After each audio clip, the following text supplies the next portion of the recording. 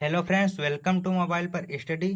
तो आइए आज आपको बताते हैं सूरदास जी का जीवन परिचय, जो कि आप लोग देख सकते हैं कि 2013, 14, 15, 16, 17, 18, 19, 20, 21, 22, 23 यह हर साल बोर्ड एग्जाम में पूछा गया है।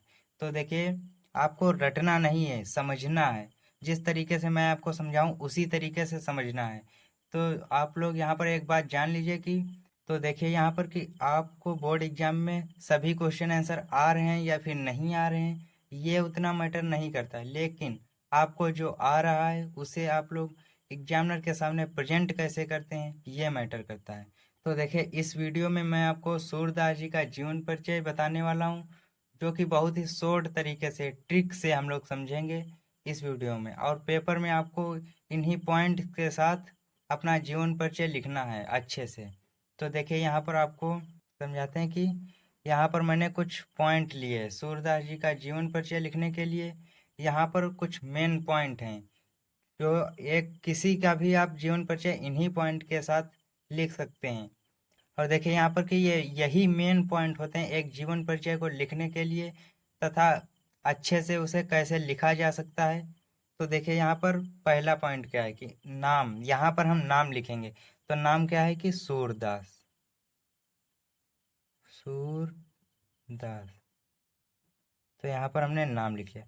अब दूसरा पॉइंट आता है कि यहाँ पर जन्म। तो जन्म इनका कब हुआ था?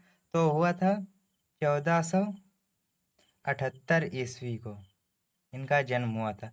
अब जन्म के जस्ट बाद आप लिखेंगे कि जन्म स्थान, इनका जन्म कहाँ हुआ था? तो इनका जन्म हुआ था रुनकता नामक एक ग्राम था, वहां पर इनका जन्म हुआ था। तो यहाँ पर लिखेंगे आप रुनकता, रुनकता ग्राम। तो ये हो गया आपका। अब देखिए यहाँ पर आप लोग इनके पिता का नाम लिखेंगे। तो इनके पिता का नाम क्या था?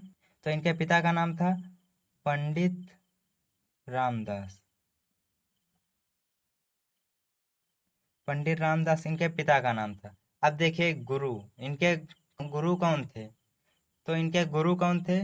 तो गुरु इनके थे वल्लभाचार्य, आचार्य वल्लभाचार्य, वल्लभाचार्य। तो इसी तरीके से आप लोग लिखेंगे। तो अब देखें ये किस भक्ति शाखा के कवि थे? तो ये कृष्ण भक्ति शाखा के कवि थे, कृष्ण भक्ति शाखा। तो ये कृष्ण भक्ति शाखा के कवि थे, ये आपको ऐसे लिखना है। अब देखिए निवास स्थान, ये कहाँ रहते थे? तो देखिए एक मंदिर था श्रीनाथ मंदिर, वहाँ ये रहते थे, वही इनका निवास स्थान था। तो यहाँ पर लिखेंगे आप श्रीनाथ मंदिर। और देखिए अब इसके बाद आ जाता है कि इनकी मृत्यु कब हुई थी। तो इनकी मृत्यु हुई थी 1583 ईस्वी को, 1583 ईस्वी को इनकी मृत्यु हुई थी। अब मृत्यु के बाद आपको एक पॉइंट लिखना है कि मृत्यु स्थान, इनकी मृत्यु का स्थान कहाँ थे, यानी कि कहाँ इनकी मृत्यु हुई थी। तो इनकी मृत्यु हुई थी पारसौली नामक एक स्थान था, वहां पर इनकी मृत्यु हुई थी। तो यहाँ पर हम लिख देंगे पारसौली। अब देखिए इसके नीचे एक बहुत ही मेन और मुख्य इम्पोर्टेंट पॉइंट है, प्रमुख रचनाएं। इनकी रचनाएं क्या थीं? तो इनकी रचनाएं यहाँ पर हम लिखते हैं कि सूर सागर, सूर सागर। अब दूसरी रचना है इनकी सूर सारावली, सूर सारावली।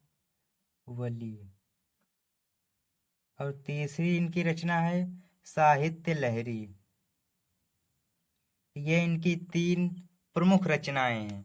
तो देखिए इसी तरीके से आपको लिखना है। तो आपको मैं एक बार बता दूं कि आपको लिखना कैसे है, अच्छे से कैसे लिखना है। अब देखिए यहाँ पर आपको लिखना क्या है कि महाकवि सूरदास जी का जन्म 1478 ईस्वी में रुनकता नामक ग्राम में हुआ था।